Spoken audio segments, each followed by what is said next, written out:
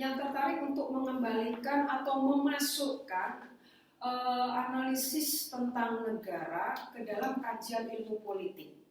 Orang itu namanya adalah Ralph Miliband, ya. Saya kira Anda pernah mendengar nama Ralph Miliband. Miliband, panggilannya kita di belakang namanya aja, Miliband. Miliband adalah ilmuwan politik kiri. Ya, kita bisa masuk ke dalam kategori sebagai ilmuwan Marxian. Ya, ilmuwan Marxian ini mencoba, dia menulis buku yang bernama The State in Capitalist Society. Saya di papan, mungkin Anda tidak bisa melihat, tapi kalau di video nanti Anda bisa. Sudah bisa. Oke. Kata kapitalis. Kapitalis itu adalah cara produksi, ya. Cara produksi kapitalis itu ditentukan oleh 3 faktor, gitu ya. Mulai dari pengadaan bahan mentah, modal, teknologi, dan sumber daya manusianya. Oke, nanti Anda bisa mendalami lebih lanjut. Sebelum saya kembali lagi ke awal, sebelum kita membaca tesis dari Ralph Miliband, Anda bisa menunjuk atau membaca kembali, memperhatikan kembali PPT yang sudah dibagikan oleh Mbak Sandi dan Mas Deda, ya. Bagaimana negara itu asal muasalnya, ya. Ada beberapa versi, ya. Di sini saya titipkan aja, ya, saya ringkas. Di sini negara itu bisa dilihat dari munculnya, bisa dipahami akibat dari 4 proses. Yang pertama modernisasi, diferensiasi, otonomisasi, universalisasi, dan institusionalisasi. Maaf, ada 5, ya. Modernisasi, diferensiasi, ya, jadi ada 5. Ini penting, ya. Jadi Anda tidak bisa memahami negara hanya dari perspektif langsung blek ke sini. Ya, ke Miliband, ke O'Donnell, ke Polansas, itu tidak bisa. Jadi kita harus tahu bagaimana negara itu lahir, perkembangan konsepnya. Jadi ada dari proses dari modernisasi, kedua dari proses diferensiasi, dari proses otonomisasi, dari proses universalisasi, dan yang terakhir dari proses institusionalisasi. Ada 5 proses. Yang menarik dari 5 proses ini adalah di sini. Modernisasi. Ya. Dia menandai suatu negara itu memang harus ada. Kalau kita ingin tahu negara itu harus ada, maka bentuknya seperti apa? Ini menjadi pertentangan yang sangat menarik di antara orang politik dan orang sosiologi, ya. Sebenarnya membangun negara itu untuk apa? Lalu bentuk kelembagaan negara bentuknya seperti apa? Nah, ini yang kalau kita kaitkan dalam studi-studi ilmu politik, ini yang dikenal dengan namanya pembangunan politik. Ya. Ini. Jadi nanti kalau kita lihat dalam masa modernisasi itu sebenarnya negara itu seperti apa, gitu ya, bentuknya. Lah, lalu kewenangan-kewenangan negara itu juga seperti apa? Lembaga-lembaga apa aja yang harus ada? Lalu bagaimana dengan masyarakatnya? Masyarakat itu harus berpartisipasi atau tidak? Ini karena pengaruh ini, ya, pengaruh dari modernisasi. Yang lain sih penting, tapi ini terlalu historis, ya. Yang diferensiasi sama otonomisasi ini tujuannya terlalu historis, ya. Sehingga bukan dalam arti tidak penting, tapi kita abaikan aja dulu, ya. Karena yang penting itu di sini, di universalisasi dan yang di modernisasi, ya. Baik, dengan memperhatikan PPT yang sudah saya bagikan, sekarang kita masuk ke teori negara dalam tradisi fungsionalisme struktural, ya. Fungsionalisme struktural itu lawan dari analisis yang bersifat Marxian. Karena analisis fungsional struktural itu lebih mendekatkan pada teoretisi yang namanya Max Weber. Bagi Weber, kalau ingin mendirikan suatu negara modern, maka syaratnya harus ada rasionalisasi, harus ada birokrasi. Karena birokrasi itu nanti yang akan mencapai tujuan-tujuan negara. Birokrasi itu yang akan menjalankan fungsi-fungsi negara. Nah, jadi di sini birokrasi adalah identik dengan negara. Ya. Tapi persoalannya bagaimana?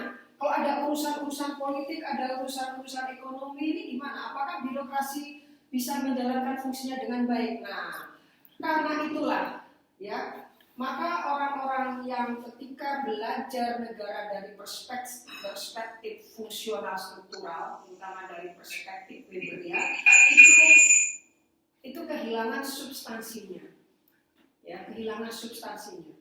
Bahkan kalau kita mau belajar di ilmu politik sendiri, ya, itu kita menjadi tidak bisa melihat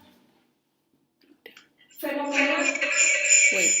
Kita tidak bisa melihat bagaimana fenomena ketika ada misalnya pemogokan buruh, ada protes buruh, ada gerakan petani, ada gerakan civil society. Kita tidak bisa menjelaskan dengan konsep negara secara dengan perspektif Weberian gitu loh. Karena Weberian itu benar-benar negara ada, itu harus ada instrumennya, instrumen menjalankan fungsi-fungsi negara, birokrasi.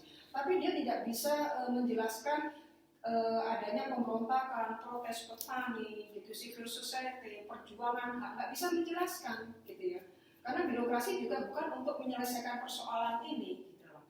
Maka ada yang menawarkan, yaitu sosiolog, ya, sosiolog yang bernama Charles Tilly, Barrington Moore, ya, Richard Brenner, Immanuel Wallerstein, Clary Anderson, Theda Skocpol, itu semua mengajak kita, ya, para ilmuwan politik yang saat itu tengah asik dengan teori-teori sistemnya, nah sama mereka diajak kembali.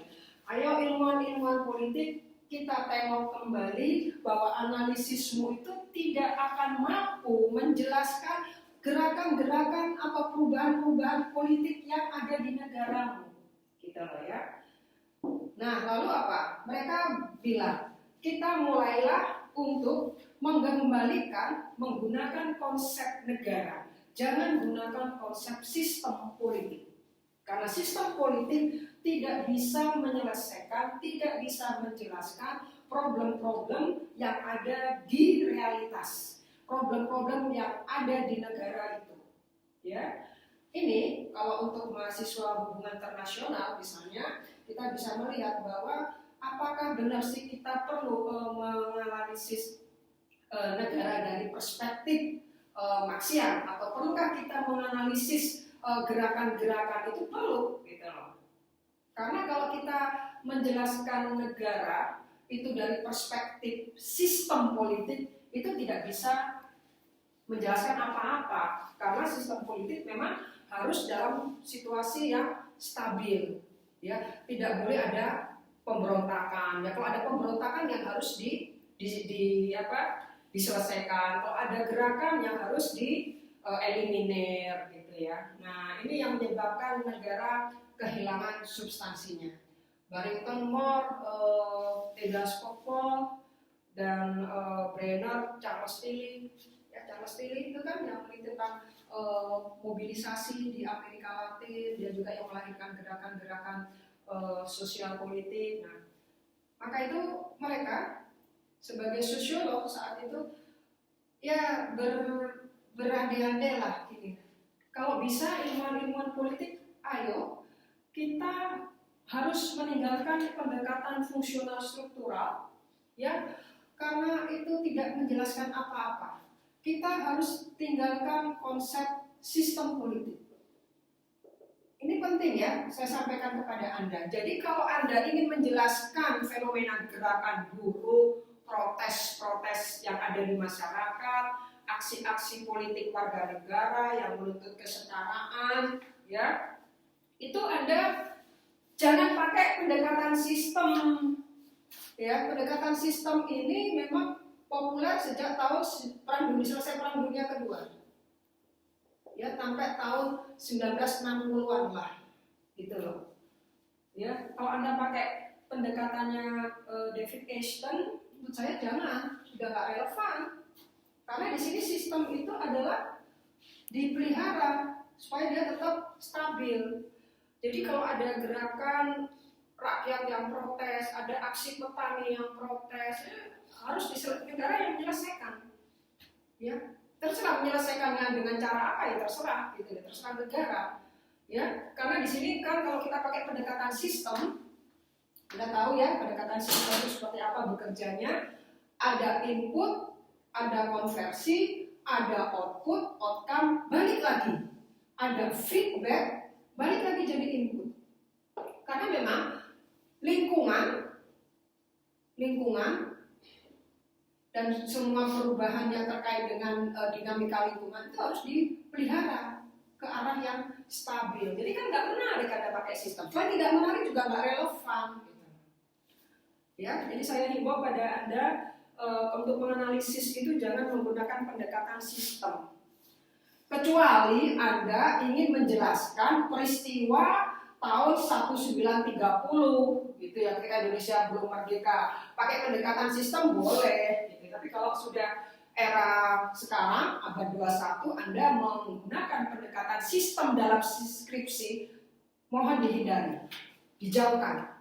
Tapi sebagai pengetahuan tidak apa-apa. Anda menggunakan pendekatan sistem sebagai pengetahuan Anda untuk melengkapi pemahaman Anda tentang bekerjanya kekuasaan atau birokrasinya rezim, itu boleh lah pendekatan sistem. Tapi kalau untuk analisis tolong ditinggalkan, ya.